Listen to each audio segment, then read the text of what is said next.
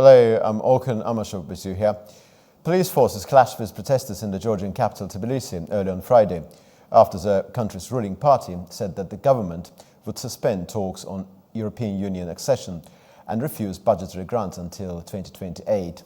This came after the European Parliament adopted a non-binding resolution condemning the 26th of October Parliamentary Elections. The document in question states that the elections were neither free nor fair.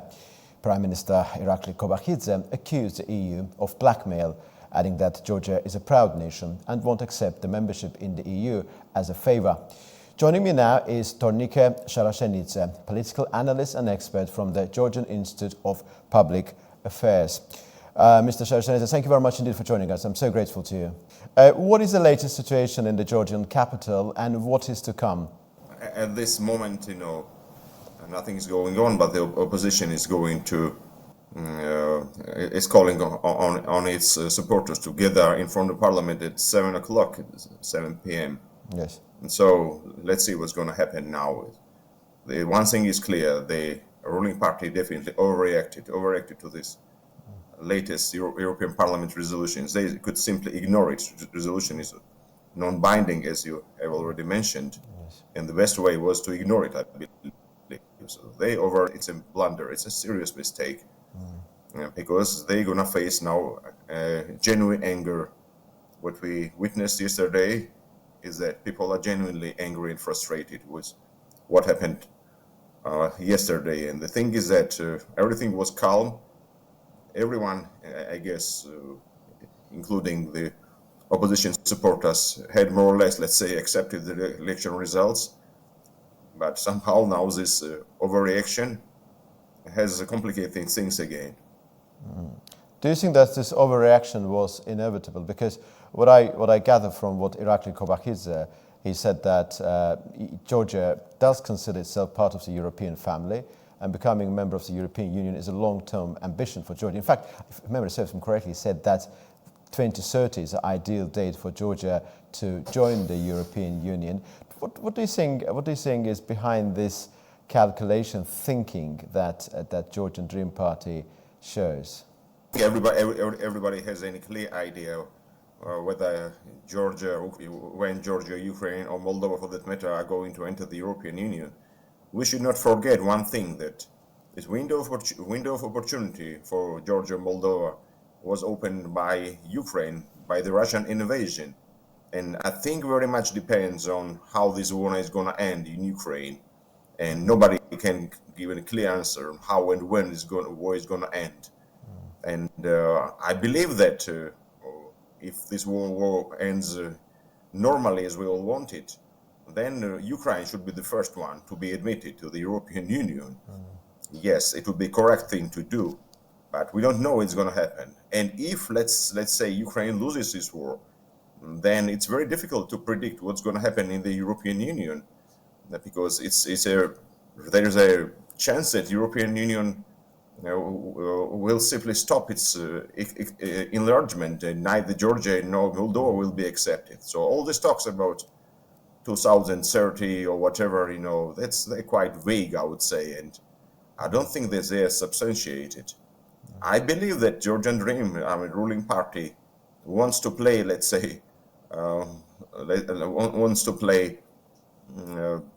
in a diversified, so to say, foreign policy game, like not to alienate Russia, build reset relations with the West, plus develop strategic cooperation with China.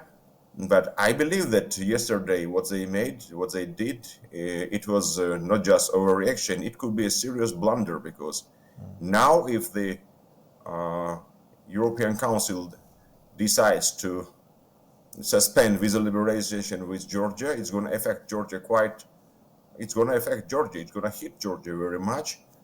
And this may result in something really serious. I mean, like, I don't know, maybe even some kind of a peaceful revolution again. I don't know. Let's see. Now, very much depends, of course, on how the European Union is going to react. The ball is on their side, let's say, on their side. And also we remember on the 24th of November, I think then the new parliament was inaugurated. There was one protest, a rally in front of the Georgian parliament, and many opposition members described it as lackluster. But what happened yesterday was of different nature. Do you think that Georgian opposition now is hopeful that things may change there in Georgia and the government may reconsider its current position? No, what happened yesterday galvanized the opposition again, because the opposition was at loss, and I don't think that they had any moves left, actually. They had only two moves left, either to enter the parliament and lose their face, or stay outside the parliament and risk a complete marginalization. After what happened yesterday, now there is another hope for them. And in terms of constitutional law and the political structure of Georgia, if those opposition party members who gained seats in the Georgian parliament refuse to take their seats, what will be the eventuality? Could Georgian parliament function without opposition members being represented there? What is the legal position there? I cannot judge about this. I'm not a lawyer or anything, I'm not a constitutionalist, so I don't really know. That's something that Georgian Constitutional Court has to decide. But I guess that you know how it works with lawyers. Every kind of legislative act, including constitutions, are open to interpretations. They could be different interpretations of Georgian constitution as well. So Georgian Constitutional Court may rule that everything is okay in it. The parliament has gathered and they have not violated constitution. Everything is fine according to the constitution.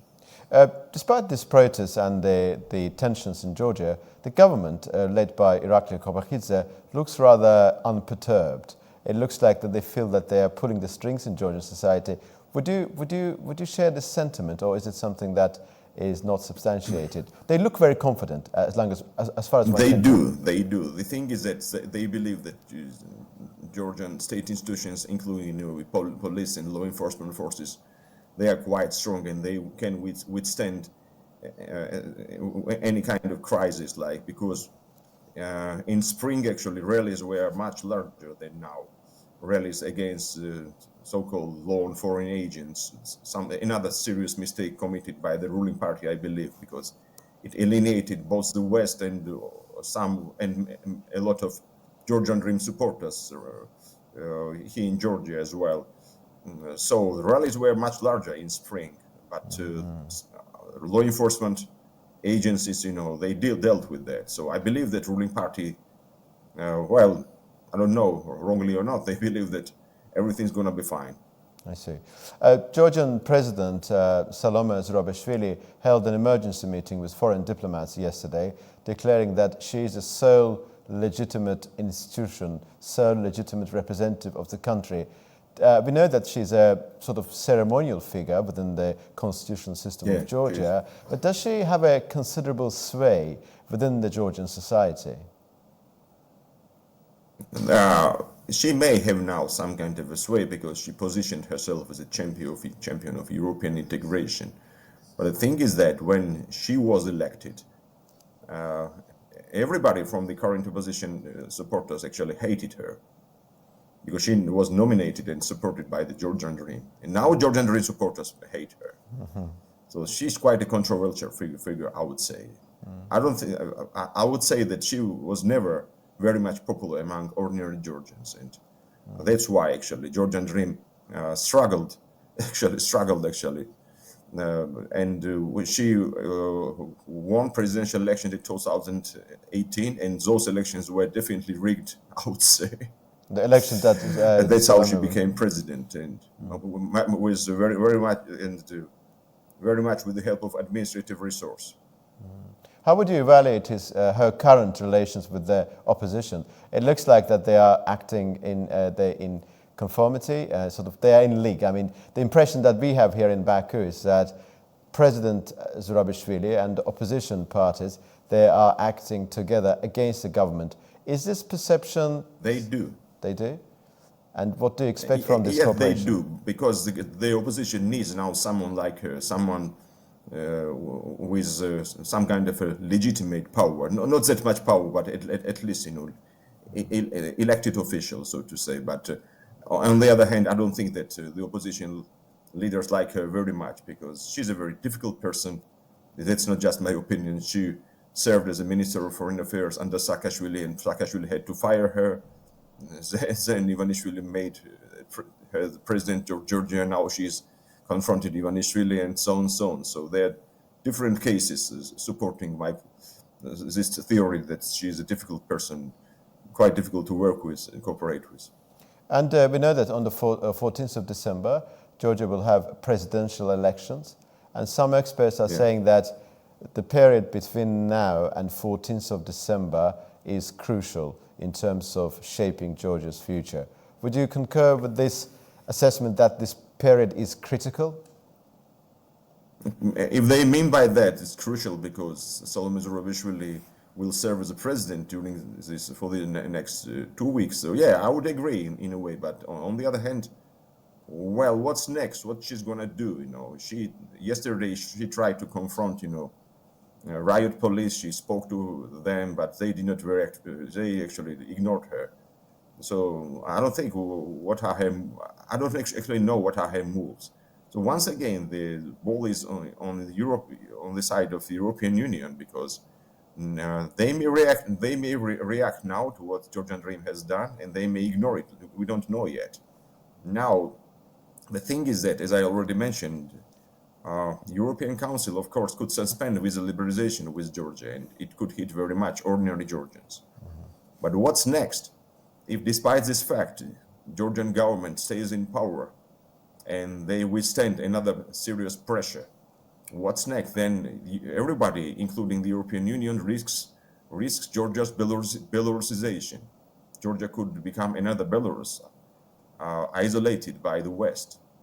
And we know what happened after presidential elections in Belarus, when the European Union isolated Belarus. Then Belarus genuinely returned to the Russian sphere of influence.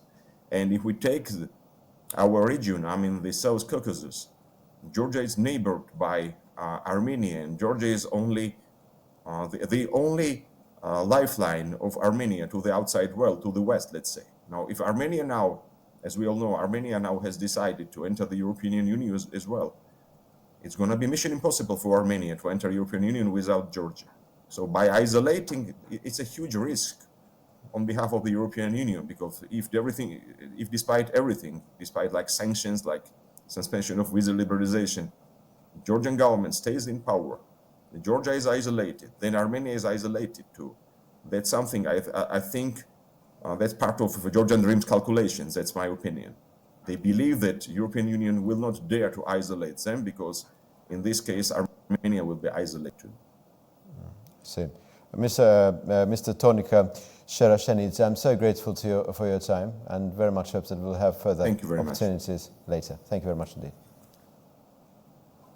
This was Tonika Sherashenidze, political analyst and expert from the Georgian Institute of Public Affairs. See you very soon.